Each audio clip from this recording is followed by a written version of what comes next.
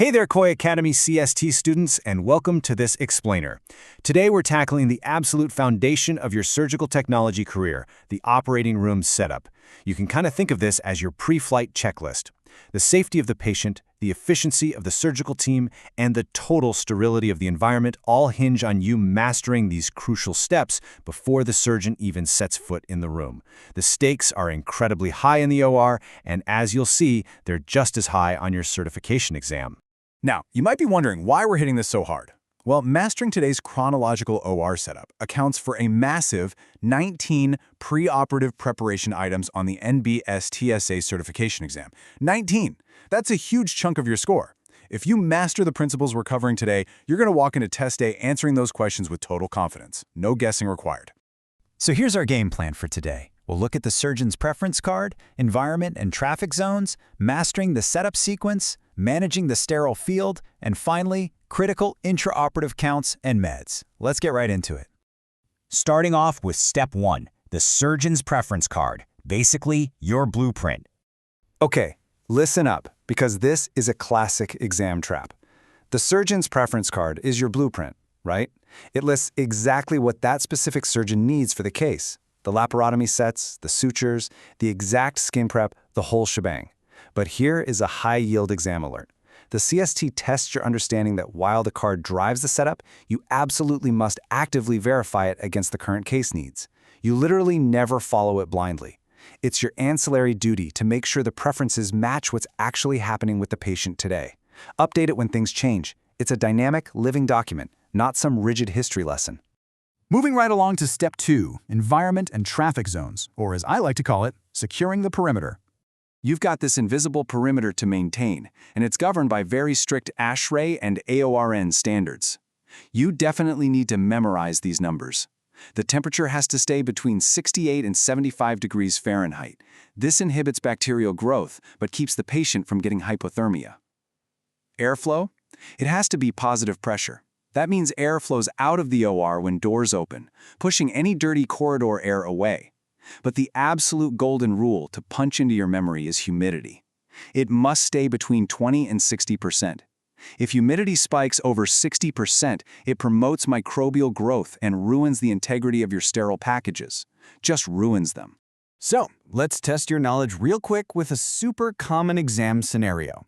Imagine you're in the OR, you glance at the thermometer, and it's sitting at 77 degrees Fahrenheit during your setup. What's your move? Take a second to think about what you do. Well, the crucial point here is that you've got to report this straight up the chain of command. You notify the charge nurse or facility engineering right away. 77 degrees exceeds that strict 68 to 75 degree limit. The exam is absolutely going to try to trick you into saying, oh, I'll just prop the OR doors open to cool the room down. No way. Never ever open the doors to self-correct. Doing that violates those positive pressure airflow rules we just talked about and instantly introduces contamination to your pristine room. All right, let's jump into step 3, mastering the setup sequence and actually building that field. Before anything hits that field, you have to run through the non-negotiable 5-point package check. Every single sterile package gets this visual once-over. You check the expiration date. You check for unbroken seal integrity. You inspect for any tears or pinholes. You check the external chemical indicator to ensure it actually changed color. But step 3 is where I really want to focus: moisture. If you spot even a hint of moisture or wet spots on a wrapper, you've got a wet pack. And the rock-solid authoritative rule here is that a wet pack is a contaminated pack. You must toss it immediately. There are no exceptions to the wet pack rule. And hey, speaking of indicators, watch out for this classic exam favorite. You checked that chemical indicator tape on the package earlier, right? But remember, chemical indicators only prove that the package was exposed to a sterilization process, like heat or gas. They don't actually guarantee sterility. The biological indicator, or BI, is your true gold standard. It uses actual live spores to prove that the sterilization process successfully killed the toughest microorganisms. The BI is the only definitive proof of sterilization efficacy. Definitely know the difference. Let's throw another highly tested scenario your way. Say you've perfectly opened and set up all your sterile supplies in OR3. Everything looks beautiful, but suddenly the schedule changes and the case gets moved down the hall to OR5. What are you going to do? If your brain just went to, "I'll just cover it up and carefully wheel it down the hall," you'd fail that question for sure. The strict rule is that you've got to completely trash the OR3 setup and get brand new supplies for OR5. Why? Because an unattended or moved sterile field is automatically assumed contaminated. You literally cannot transport open sterile fields through semi-restricted corridors.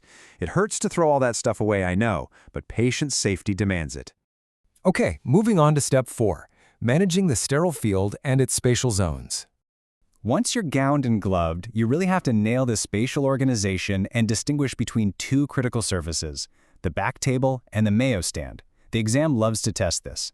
The back table sits behind the patient and acts as your primary reserve. It holds the supplies for the entire procedure, and you pull from here to replenish.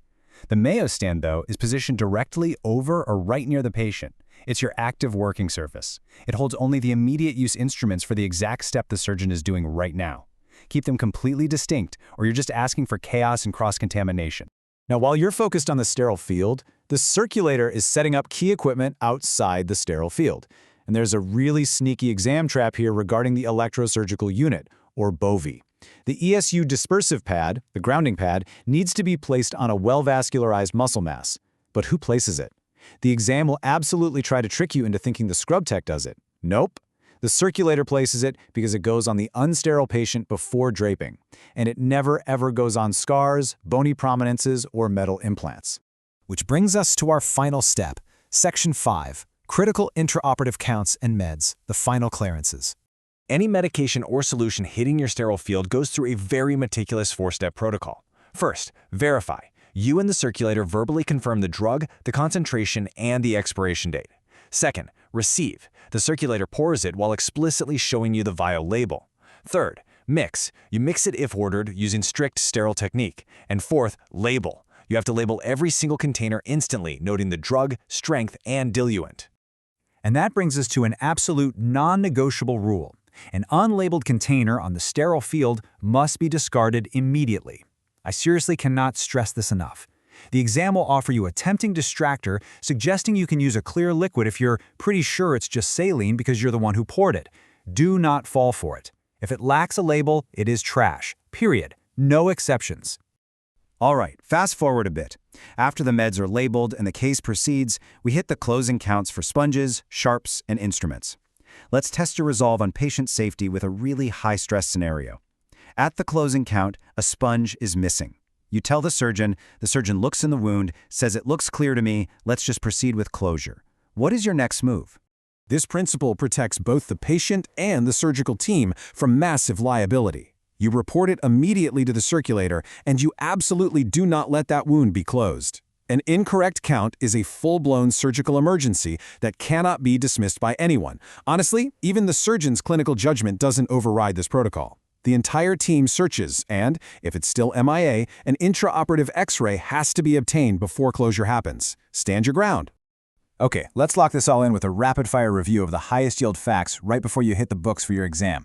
Temperature, 68 to 75 degrees. Humidity, 20 to 60% to protect those sterile packages. Wet pack, discarded instantly. Sterilization gold standard, the biological indicator. Unlabeled meds on your field, discard them. And an incorrect count, no closure, get an X-ray.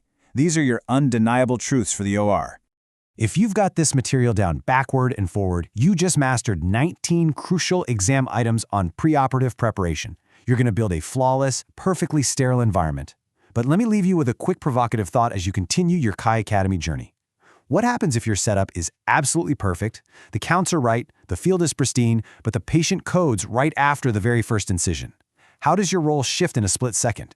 Keep that question in mind, keep studying hard, and we'll see you in the next explainer where we tackle surgical emergencies. You've got this.